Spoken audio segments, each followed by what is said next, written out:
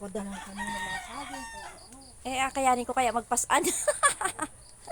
Andito ako sa aking pinsan na si Ate Sally. Ako ay hindi ko na ina-expect na ako ay makakapunta rito. Ay nagkataon na pumunta doon sa ano namin, doon sa isang pamangkin ko, nandun ako, nagkita kami doon.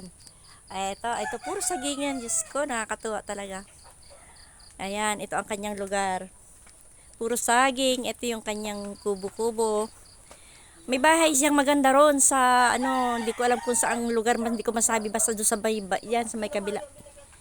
Ganda ng bahay niya doon, dito niya gusto sa kubo-kubo niya. Ayan. Nasa ano siya? Ayun, mag-iigib pala sa poso. May poso pala dito. Nako. Ang sarap ng buhay ko dito. Alam niyo ba, guys? Ang sarap ng... Ayan, natuluan na ng hamog. Ayun pala ang poso. Ayun, nakaano sa liblib. Nako. Pasunod-sunod ako sa pinsan ko. Ayan, may kambingan. Grabe, daming saging pala rito. Ay, ang cute ng... Ito pala, ang kanyang maalaga. Ate, ito yung kambing mo? Ang ganda. Yan muna ay nauna ko, nakakahawa yan. Binibilang mo rin siya ng feeds? May feeds din ang pagkain yan? Hindi. Akala ko feeds. Alam ko, ang kambing ay damo ang inakain. Marami po siyang alaga dito. Ayan. Ito yung aking pinsan na ubod ng sipag. Ang sipag talaga ng tao dito. Ayan ang kanyang mga alaga. Ang dami. Ang dami niyan, ate. Ang lalaki na. Yan. Ay, mga buntis? Dalawa, yung isa ay bagong walay. Parito. Hindi ka pala basta-basta makakaalis. Ayan ang kanyang mga alaga. Ay, habig ko lang ka. Ayan na, lumayas na. Hatak-hatak ang kanyang ang lilim dito. Ayan yung pinsan ko. Ayan, kami ay galing na sa playa. Kami ay bumili ng isda. Sariwang isda. Wala na nga kami halos inabot. Kasi nga, tinanghali na kami. Hindi ko naman alam na seryoso siyang ako sinundok doon. Ayan. Kanyang yan pala yung mga nakatali.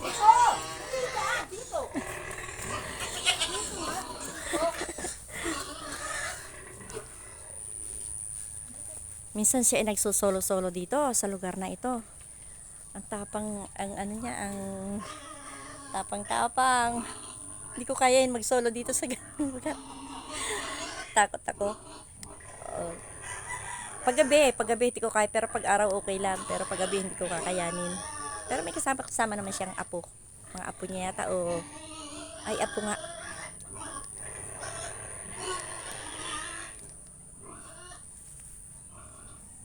Daming saging. Wala pang mga bunga. Niyayaya niya ako papunta doon sa isang lugar na malayo daw. Mamaya para kami hapon. Pari ba may naka-schedule kami pupuntahan ng pamangkin ko. Wala, hindi kami makakapunta ron. Next na lang baka sa isang araw. Pupunta kami doon. Hindi matutuloy. Ayan, may bunga yung isa.